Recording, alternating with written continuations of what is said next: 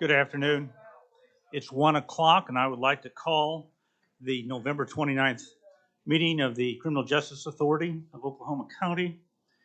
The next item on the agenda is a Pledge of Allegiance. Please stand.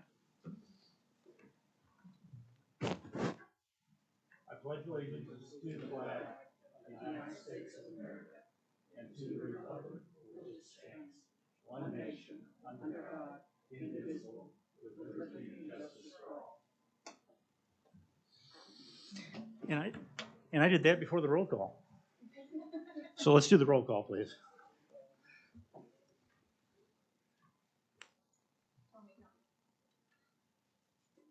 Tommy Johnson.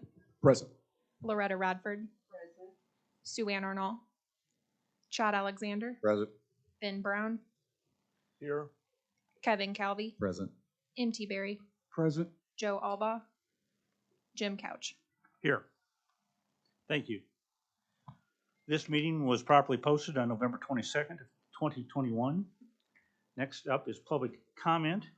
Several people have signed up. Please keep your comments to 3 minutes. Mark Falk.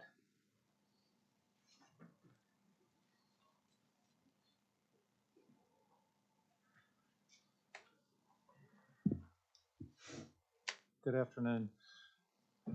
I'm going to start with a couple of quotes that I found on a website. It says, a discussion about replacing or expanding our county jail must be preceded by a thorough examination of the current local pre-trial justice system.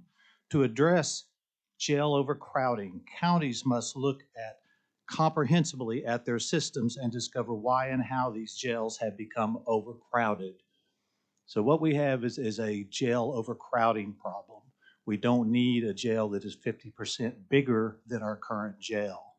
And since we doubled the capacity of our current jail, I can hardly wait until we double the capacity of our 1,800 capacity jail to 3,600. So I'm going to read you one more thing. This is what we need: greater collaboration and oversight. Counties should develop alternative strategies to the lowest level offenses. Money governs whether someone is detained pending trial rather than risk of flight or reoffending. They also say safety and justice challenge. Develop and test practical and transformative reforms to reduce the misuse of jail incarceration. They point out that 70% of low-level offenders are nonviolent. 80% of them have not been convicted of anything. They're awaiting trial. Many of them just cannot afford bail. I got that from the Vera Institute's report listed on the Cjac website. This is your Criminal Justice Advisory Committee. Their goal has been all along, stated goal, to reduce incarceration, not to increase it, not to build a bigger jail. While the rest of the country has solidly reduced incarceration, especially during the pandemic, we have not. We simply have not. I don't know what happened. Did you all just give up on these so-called transformative measures to reduce incarceration? Or did you decide that a bigger jail was our only recourse? Or was that the plan all along? I would implore you to do the right thing. I said this at the Cjac meeting, I'll say it again. What we need is first a smaller mental health facility, a drug and alcohol facility, a transformative bail reform, revolving bail reform, or a revolving bail fund in order to keep low-level offenders out who don't need to be in there.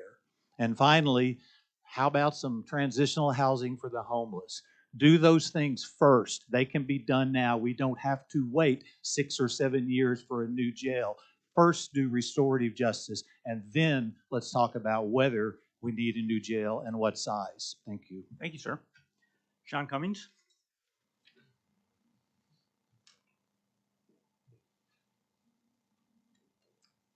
Good afternoon, everybody. Kevin Calvey did a quote in the March of 2019. Looks like this is just a management thing, not a money thing. And he did this flyer a little while back to get $150 million for the jail. And now we're up to $350 million, but with financing, we're at $500 million. So one of those three things is not true. Before he raided the jail and became commissioner, he was a lawyer that went into the jail all the time. So if there was a person who knew what was happening at the jail, supposedly it would have been him. So this type of hype and misstatements, along with the Stolen CARES Act, is why none of us trust anyone that's up here. Even with the three new people, they voted just the same way as the old folks did. So, you know, new boss just the same as the old boss. I'm sorry, nothing's really seemingly changed there. Having had 40 years in business, though, I just don't trust or believe in anybody just by what they say. And we got an advertising pamphlet from the architects on how this would work out. And I think the rest was from Cjac, a non-government entity paid by the taxpayers that represents the cities. Not sure how they became in charge of this, but they did. Okay, so on the sales pamphlet, in business, when something is too good to be true, it's usually not. Is that fair? Okay, too good to be true. Numbers on construction with no independent verification. These are not my opinions. This is my forensic accountant's notes, just so we can be clear here. I paid the money to get an opinion. Renovation costs so close to the building costs, it seems almost silly not to build new. Revenue anticipation note, you have the word bond written down. You'd never heard of one before. But a note is a banking term. Rollover bonds that are expiring with no plan to pay off the bonds, just the interest. Does literally this debt go to our children? I would like to know where the debt is paid off. There's nothing saying the debt is paid off. The jail is top heavy now. It's way more expensive than giving it back to the sheriff and having him run it. You got about $500,000 in legal fees to John and his friends. You've got at least $300,000 in upper level management we didn't have before, and really more deaths. So it's not working out any well. So the only real savings was water. We did save money on water, so I'm good with that. Normal proposal like this would be 200 pages long with an executive summary. We got a sales sheet for a $500 million jail. A sales sheet. That's what it is, a sales brochure. I got a minute 8. Awesome. Your bond person is from Denver. Your bond house is from Dallas. Evidently, nobody from Oklahoma was available. My same complaint for 2 years to do business here. I assume we're going to do the same thing with construction company. We're going to get them from Texas or whoever's got friends. Time's What? up, sir. I got a minute 8. Oh, 108. Oh, bummer. Okay. Thank you, sir. Violating the 8th Amendment and the 14th Amendment every single day. Christopher Johnson.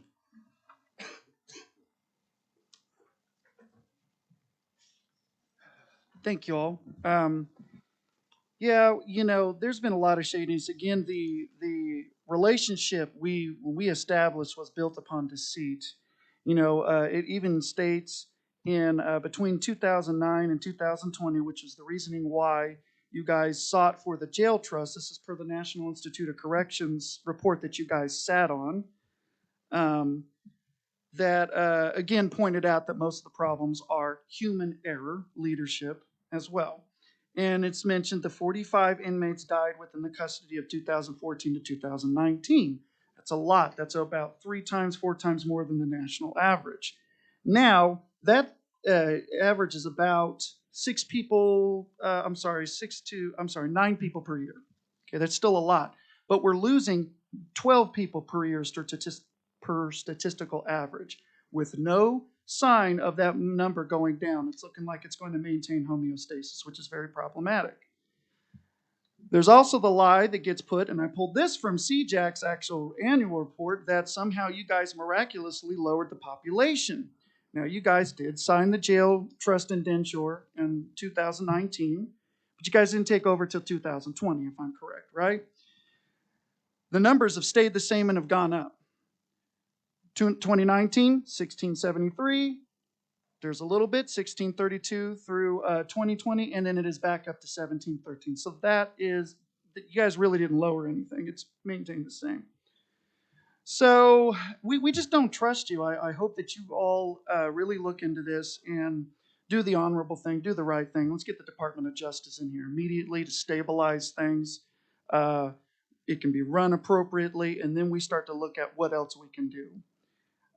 Because you guys, again, signed that fraudulent contract that you guys had to be in accordance with Title 74, 192, which 192 is essentially that it has to be within constitutional standards, right? I got it right here.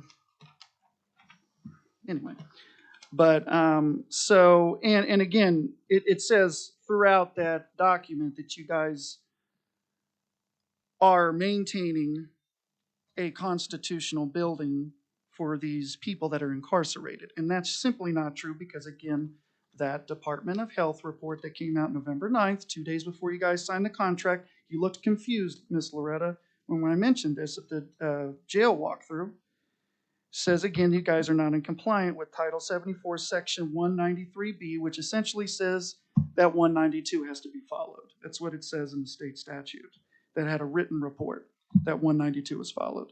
So again, you guys committed contractual fraud. Thank you, Mr. Johnson. Joy Turner.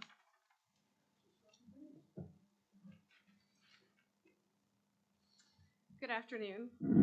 A little shorter. All right, my name is Joy Turner, and I'm an attorney with the Oklahoma Disability Law Center. We are the federally funded protection and advocacy system for the state of Oklahoma for individuals with disabilities. Our office began an investigation into the conditions of the Oklahoma County Jail in 2019. That investigation resulted in many findings related to staffing issues, supervision, medical, mental health care, prevention of COVID, and just general facility conditions, including overcrowding, just to mention a few of the issues that we saw in 2019 and continue to see to present. It's our office's belief, I was a member of the facility subcommittee meeting of the Cjac, who was instrumental in submitting the contract to the Cjac. And based on their investigation and their findings, it's our office's belief that really the building of a new jail is the only way to go. There is no way that this current jail can meet the constitutional requirements for individuals living there in its current, even with supposed upgrades, there's just no way. So we believe the proposed solution is really the only way to affect real concrete changes needed for the inmates and jail staff long term. We are especially pleased with FSB and HOK's plan regarding mental health care, medical care, and the real renewed focus on jail diversion. I, just like the first speaker, believe that jail diversion is going to be the key for us not to overcrowd our jail, no matter what jail and the size that we build long term. Thank you. Thank you. Jess Eddy.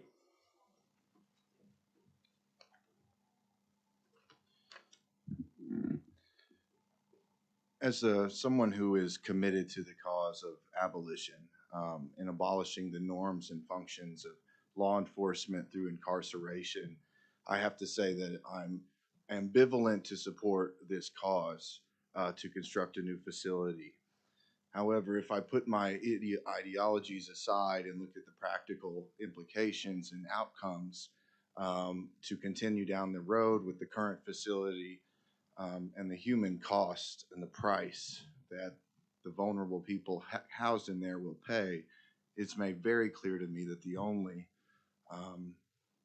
path forward is the construction of a new facility. We cannot hold the people who are in there hostage and the people who will be put in there hostage for the ideology of not constructing new carceral facilities. Unfortunately, this criminal justice authority has less power to admit and refuse people brought to the jail as the public seems to think. I've been troubled by many of the public's misunderstandings of what this board's function is, and not attributing the proper blame for the overcrowding and the conditions and the people being held over on bond for months to the proper authorities, District Attorney David Prater and Presiding Judge Ray Elliott. They've set norms and practices through both of their offices. Judge Elliott mandating the district judges below him operate to agree with the district attorneys to hold high bonds on people, to deny medical ORs, and the district attorney's office has marching orders to fight and oppose every conditional release opportunity that public defenders seek for their clients, and on the other hand, private criminal defense attorneys for that matter. That's the system that's causing the overpopulation crisis and the numbers at the jail, not the Oklahoma County Criminal Justice Authority. What the Oklahoma County Criminal Justice Authority needs to do better, in my mind, is to affect the kinds of cultural change in the staffing and the people who work there. We have to take a humane approach. Too often people are become burnt out in that job because they're working in horrible conditions that they are dehumanized to the people that are held there. And then that facility is directly causing the deaths of people. But these deaths are preventable if we had a district attorney and a judicial system that didn't fight to incarcerate mentally ill, physically ill, old, elderly, and youth in this jail. So I've been asking, this board is filled of staunch community leaders, and I welcome my professor, Loretta Radford, who is the smartest, most well-informed person on criminal justice that I can imagine. And I ask you all to please advocate for the vulnerable. Thank you. Thank you. DeQuilla Jackson? No.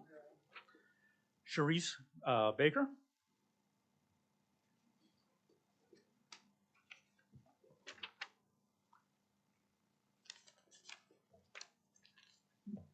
Good afternoon.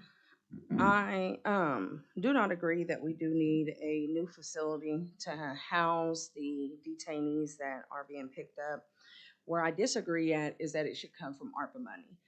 The funding that you guys are getting based off of the ARPA website that I pulled information from is supposed to go towards disenfranchised Black and Brown communities to build up their economic structure since COVID has happened.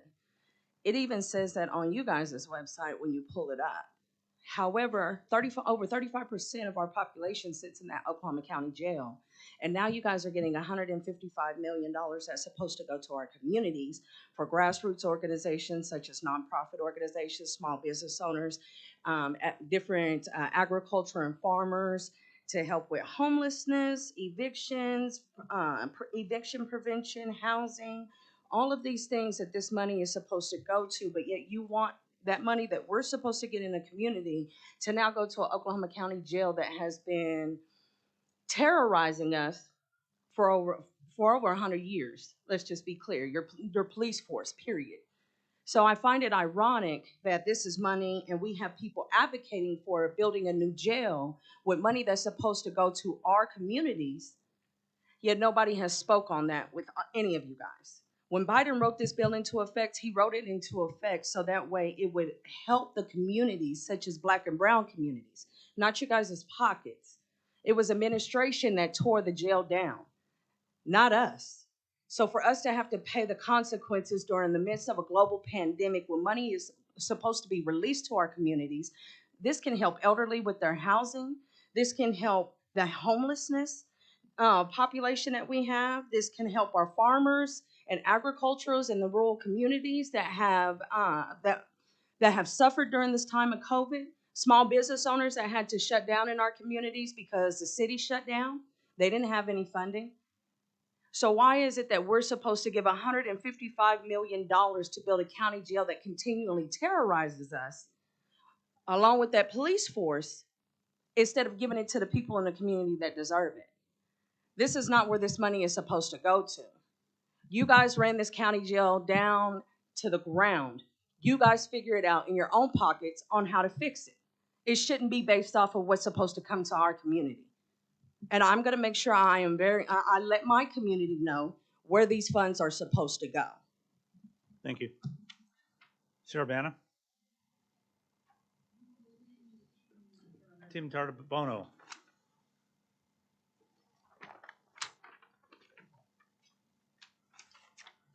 Good afternoon. My name is Timothy Tardibono, Executive Director of the Oklahoma County Criminal Justice Advisory Council that advanced these recommendations to you all.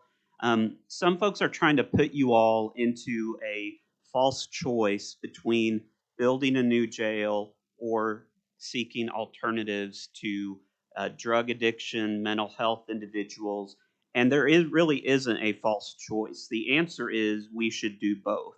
And we should continue the work that has brought the jail population down just 5, 7, 9 years ago, where it was over 2,500, 2,600, flirting with the health department's capacity level of 2,800.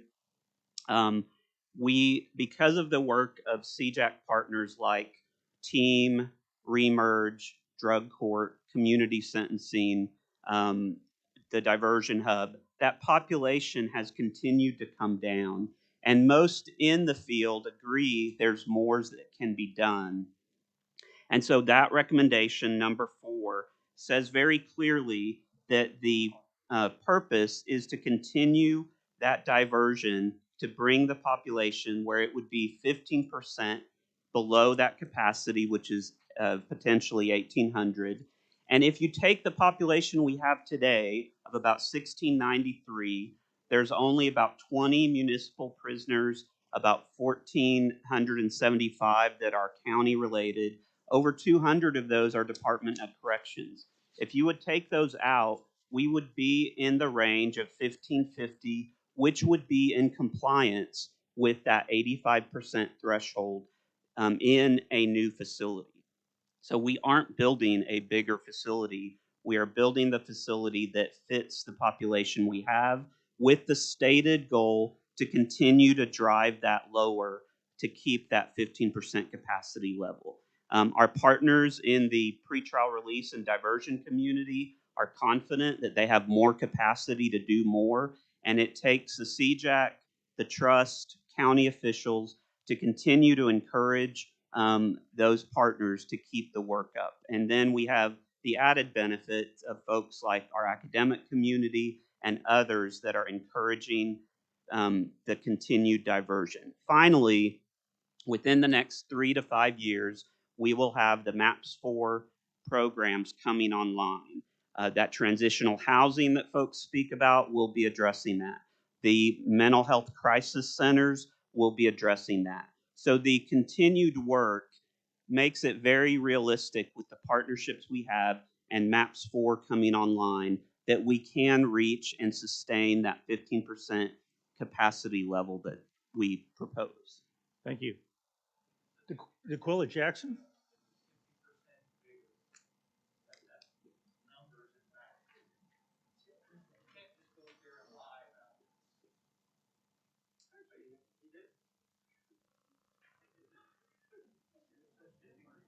Hello, I'm kind of new to this, but from my understanding, they say that we're not going to be charged anything. Taxes won't go up to build this bigger or quote unquote same size facility.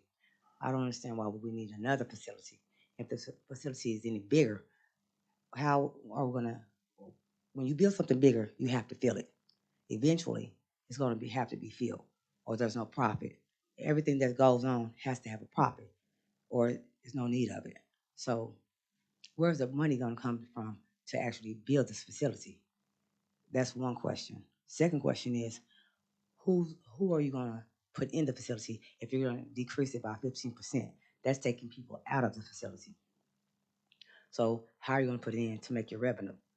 because eventually somebody has to be put in there in order to have it to, or to pay for itself. That's the second question. Third question is, if the original if the county courthouse was built to be a better um, jail, and that was just built a couple of years ago. 30 years is not a long time for a building, and we use so much amount of money to do that. There was a penny tax. If that wasn't built correctly, why would we build another one and take the same chance, the same problem, same builders to build another one, and it costs us the same amount of money, if not more? I mean, it makes no sense. When we have a facility already standing that could be repaired if the money was not mishandled, that if it was accounted for, and that some of the local vendors out here had a chance to actually bid. It was announced, they had an actual chance to bid. Some of the people in the community might even go for it, but I don't see how it's logical to say we need to build a bigger facility. If you build a bigger facility, you're only going to take in more people to fill it. And where's it? Like I said, where's the money come from? Because if it's coming out of poor neighborhoods, I don't find it fair at all that we're going to pay for the jailhouse to be built and be incarcerated. That's ridiculous. So nobody's seeing where the money's actually going to come from. That's my problem. Thank you. The next item on the agenda under the consent docket are the minutes of the November 15th meeting. They were sent out beforehand. Are there any comments or questions regarding the minutes? If not, is there a motion? Move it adoption. Is there a second? Second. We have a motion and a second for the minutes. Please record the vote. Tommy Johnson, Yes. Loretta Radford, Yes. Chad Alexander, Yes. Ben Brown, Yes. Kevin Calvey, Yes. MT Berry, Yes. Jim Couch. Yes. 7-0. Thank you. Motion passes. Next is consider, discuss, and approve recommendations to the Oklahoma County Board of County Commissioners regarding recommendations from Cjac regarding a future detention facility, as approved by the Oklahoma County Criminal Advisory Council, Cjac, on November 18th, 2021. We have John Sempner and Leslie Batchelor here to do a presentation on this morning. John? Thank you. We've spent the last several months going through an exhaustive process of trying to listen and learn about the issues our county is facing on the Oklahoma County Detention Center and look at a solution. And we brought that to the Criminal Justice Advisory Council, and they have made 5 recommendations. Here's an outline of that process. We really started with a listening tour, doing several public listening meetings, meeting with community leaders, and it brought to our September Cjac meeting. We followed with concept discussions, leading to our October Cjac meeting, and then finally the recommendations we brought forth that they have adopted. Today, we're seeking your support of that and bringing that support to the county commissioners so they can move forward. The Cjac recommendations are in your meeting minutes, but I will go quickly through them. Number 1, build a better detention center that meets ACA standards, and they proposed on a new site. 2, they see the funding to include a vote of the people to extend the existing bonds, so no new taxes. 3, the facility should utilize no more than 950 housing units, reducing from the current 1,200, which fits approximately 1,800 individuals.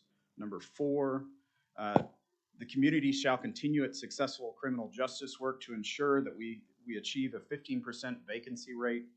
That's really key to this reduction in size. 5, utilize a site selection and construction oversight task force for all of this. So our overall approach once again, starts off with building a better Oklahoma County Detention Center. We really want the design of that to focus on diversion and intake. Having a place for when somebody is brought to the detention center to really get a thorough assessment and have all the players there to be able to divert them to their mental health needs, their physical health needs, to their judicial issues, all there at the front door before we ever have to admit somebody into the detention center. We think it's important to meet ACA standards. We think a combination of ARPA funds, GALT bonds, and existing revenue streams will be enough to support that. We always say, while we're trying to address the long-term issues, we don't want to forget that there are still short-term issues that need to be addressed. And so we highlighted your Detention Center Action Committee and their recommendations. We're very supportive of them. And we think there are temporary improvements to the existing facility that can be done to improve process and the conditions, but holistically, we don't see that as the long-term solution. To back up and to go and kind of show the highlights, this is Cjac's annual report.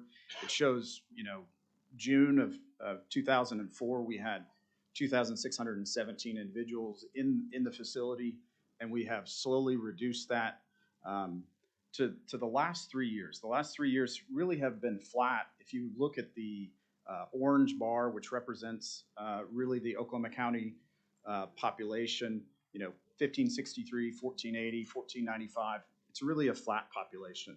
The movement has really been in the Department of Corrections population.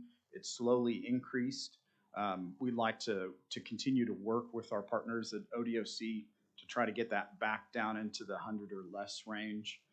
When you look at that, that's really the basis of our overall population target. We then went and looked at the last year and looked at, how many days of fiscal year 2020 and then the last 6 months have we exceeded certain thresholds, from, never did we exceed 2,000, but, the 1,900 to 2,000, we were only in that group 15 days. 1,800 to 1,900, we're only in that group 82 days. Really, the bulk is from 1,600 to 1,800. That's where we were in over 300 days of the 489 that I was referencing.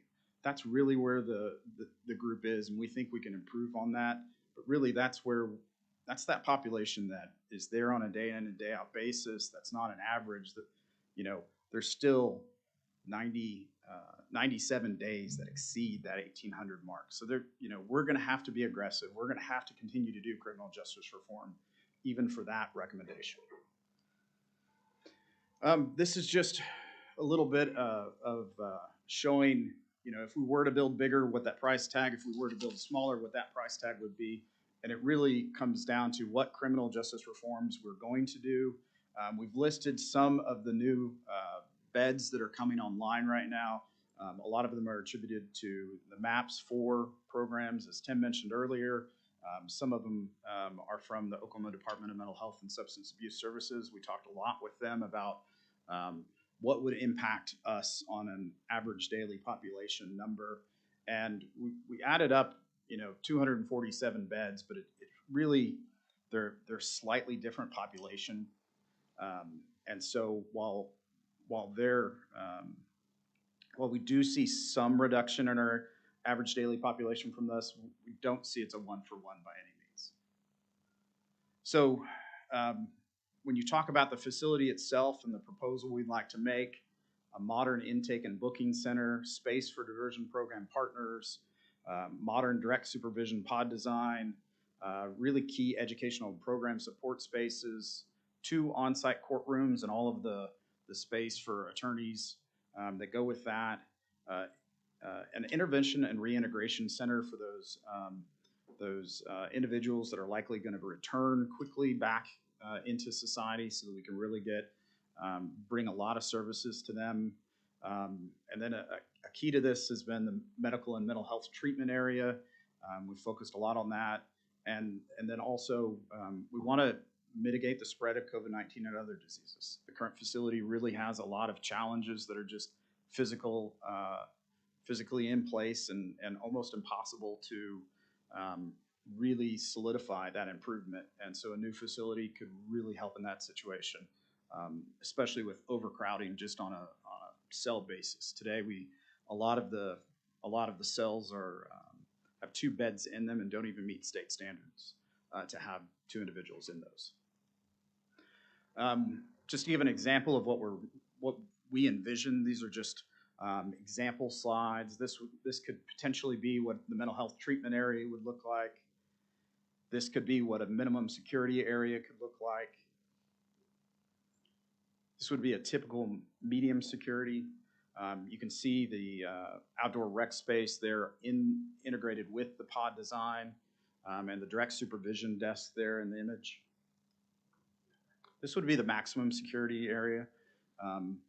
Smaller day spaces for really handling individuals that fall into this classification. And so when we wrap that up and kind of propose a program, here you can see that today in our facility we have about 2,300 beds today. We'd like to reduce that to about 1,800. When you talk about housing units, we have just shy of 1,200 housing units. We'd like to reduce that to 943. And when you lay that out, we've laid that out in a couple different options: a single floor plate design, a 2 floor plate design, and each floor plate would have 2 stories. You can go back to that medium security image we showed. It had 2 levels. When you add that second level here, really it reduces the site requirements. If you're one level, really it's looking at about a 45-acre site. If you can go to 2 levels, which is 4 stories, you can get it down to a 22-acre site. There are just a lot more of those within 10 minutes of downtown. So we always wanted to put that on there. But as you guys move forward, a site selection and your architect can finalize that. We believe this proposal is not only the humane and safe solution, but also the cost-effective solution over the long run. Even with the operational savings that the trust has been able to make, we think there are further cost savings that could be made, especially in going to direct supervision and moving from a vertical design to a more horizontal design. Your staffing needs are greatly reduced. Over 25 years, let alone the 30 or 50 for the lifetime of the building, you're looking at a cost savings, we estimate, in excess of $5 million a year. The availability of ARPA funds does give the county a choice that it has not previously had. ARPA funds, it's important to differentiate from CARES funds. There are 4 basic authorized uses for the local government funds from ARPA: investing in necessary critical infrastructure, specifically water, sewer, and broadband, replacing lost local tax revenue, providing premium, in other words, hazard pay for essential workers during the pandemic, and most comprehensively, responding to public health needs and the economic damage from the pandemic. This can be done in a new facility to the extent that changes in the facility are necessary to mitigate against the spread of COVID and other transmissible diseases. You would need to carefully document compliance with ARPA by showing how each element of the project and those project costs respond to the public health emergency, make it a safer, healthier facility by reducing density, changing the layout so you don't have the elevator where you're putting people together, having a much needed adequate medical unit. Very important to have the safe intake and booking so that some people who are coming in and getting booked and immediately being released are not exposed to diseases and are not there longer than they need to be. And simple things like improved ventilation and, again, the much needed access to outdoors for recreation. There are 4 important sources that the county has available to it, and we recognize that this is a policy decision for our county government. But our job here was to identify the sources to show that this can in fact be done. In addition to the availability of ARPA funds, of which any amount up to the maximum available could be used, the county always has available to it general obligation limited tax bonds, which are what it has used for things like expansion at Tinker and economic development projects. This would require a vote of the people. What we estimate can be done is at current tax levies, so without raising anyone's taxes, just to continue at the level currently needed for the existing bonds. Something on the order of $110 million could be raised and paid off in full over 25 years, principal and interest. Similarly, one of the reasons that we brought in an expert from Denver who specializes in financing detention facilities is by looking at ways to capture and capitalize the revenue savings over time and to essentially bring those revenues forward by bonding against that. Sometimes they're called revenue anticipation notes, sometimes they're called bonds. It depends on the structure of your specific financing. Both are available. Similarly here, it may prove advantageous to structure this as a lease purchase arrangement. That too is a type of borrowing. It is secured with the facility itself rather than backed with the taxes directly. So either way, this is revenue that does come from the county over time. So there, as you increase the lease purchase revenue bonds, you'd probably be decreasing the amount available in revenue anticipation bonds. What we've calculated here is well over the amount that's needed for this facility to make the point that there are policy choices available to our elected officials.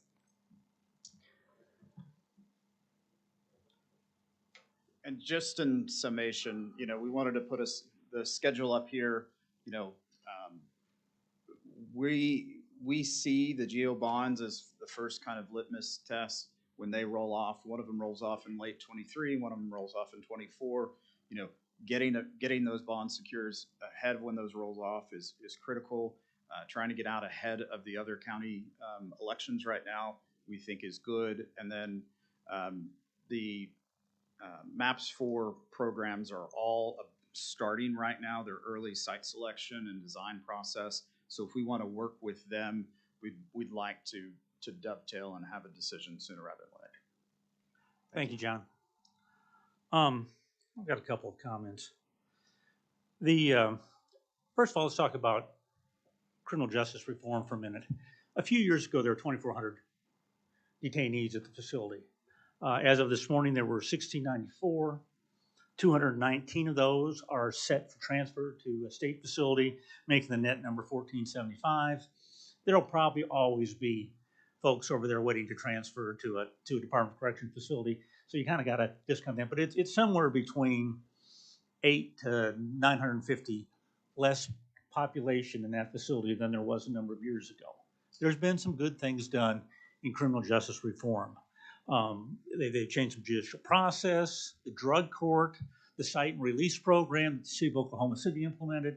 And I can give you the names of who the people were involved in doing that, but there are some good things that have been done. Let's be clear about this. This trust did not have anything to do with criminal justice reform. We support it. It was all done before we were here.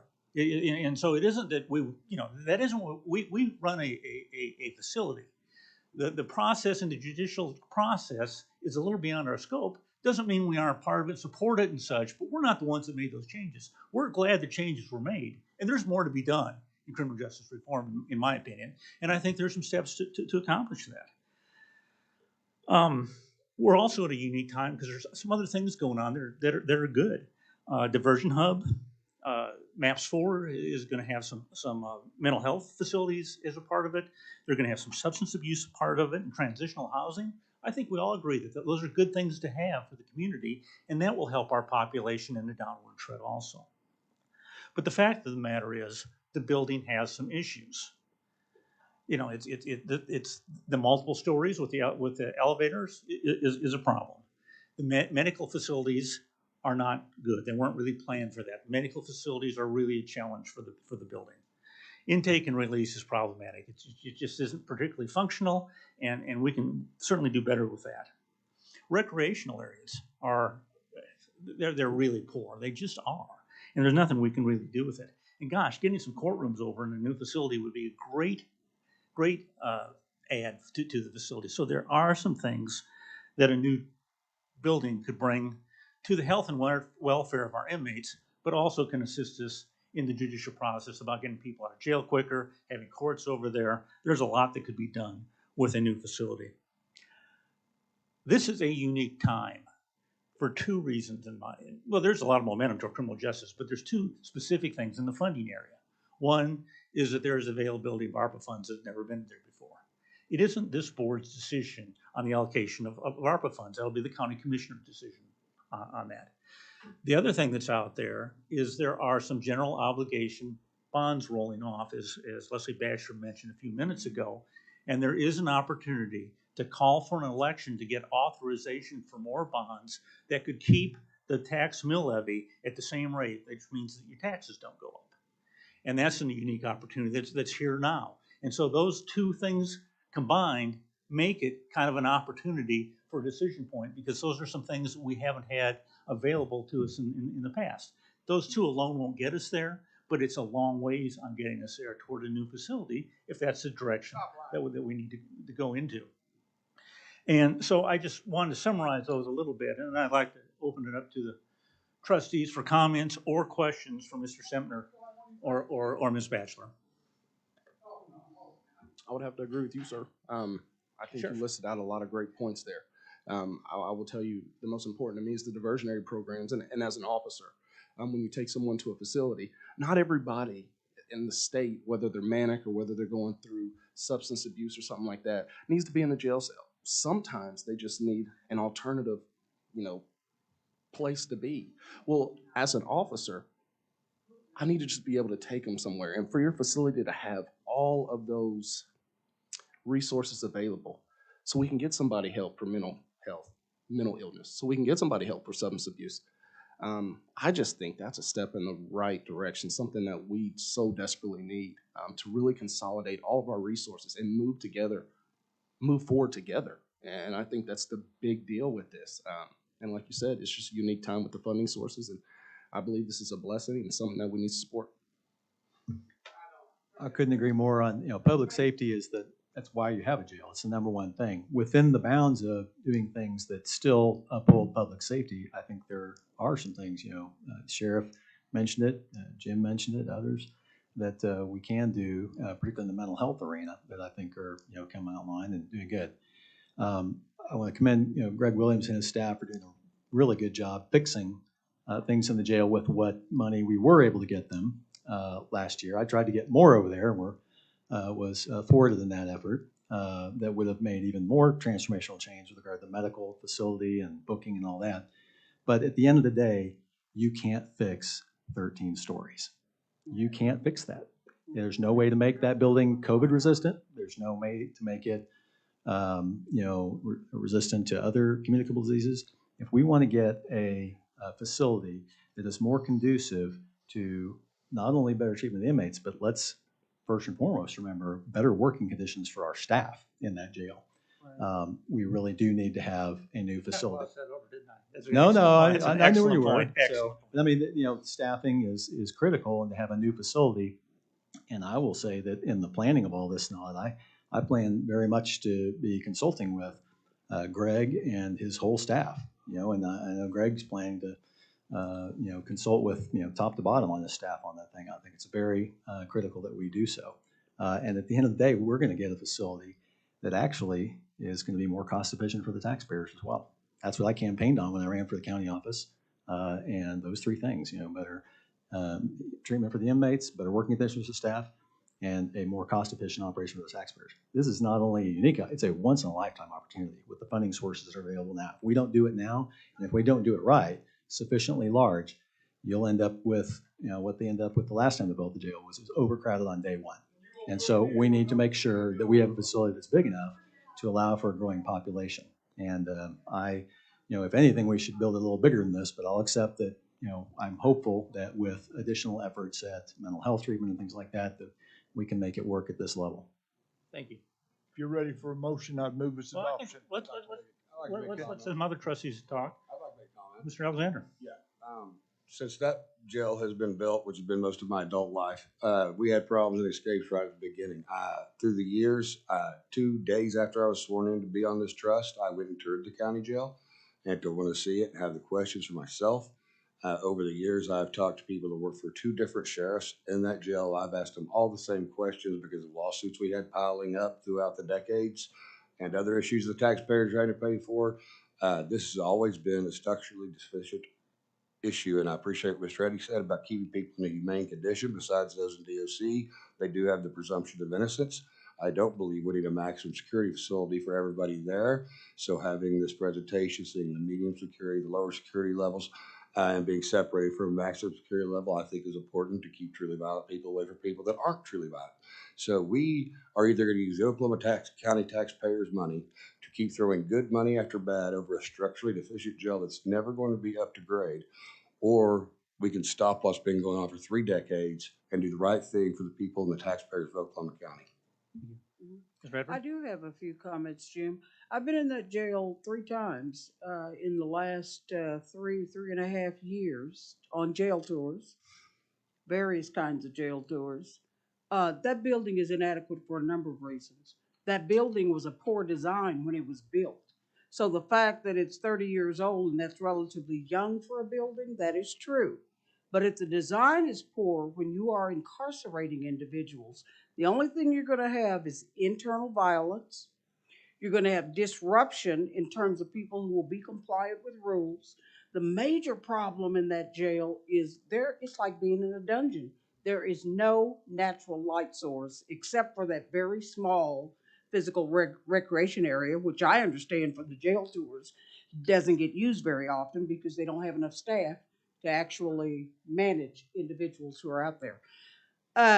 So I'm pleased with the presentation about the new jail in terms of where we go from here, but the success of the new jail is really dependent on sources that this board has no control over. But you as citizens of not just Oklahoma, but taxpaying citizens of Oklahoma City, you have a responsibility to put pressure on other sources that are feeding the jails. And we need true diversion programs, as they indicated in their presentation. All of these diversion programs are going to add to the success of the jail. We can build 5 new jails, but if you're not creating diversion programs, whether it's in revolving bond availability, whether it's in making sure that people with mental illnesses are not in the jails, then that's not going to help any amount of new jail. So what we have control over as a board, I fully respect the ideals of this board. I think we need a new jail. I'm pleased with the presentation. But we also need plenty of support programs to make a new jail work.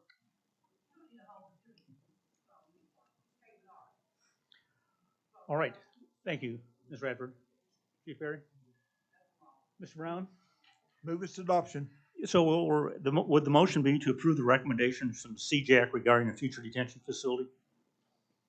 Yes, okay. All right. Second. We have a second? We have a first and second? Second. Yeah, okay. Will you call the roll, please? Tommy Johnson, Yes. Loretta Radford, Yes. Chad Alexander, Yes. Ben Brown, Yes. Kevin Calvi, Yes. N.T. Berry, Yes. Jim Couch. Yes. 7-0. The motion passes. Thank you. Next item on the agenda is for adjournment. Is there a motion? Move for adoption. Second.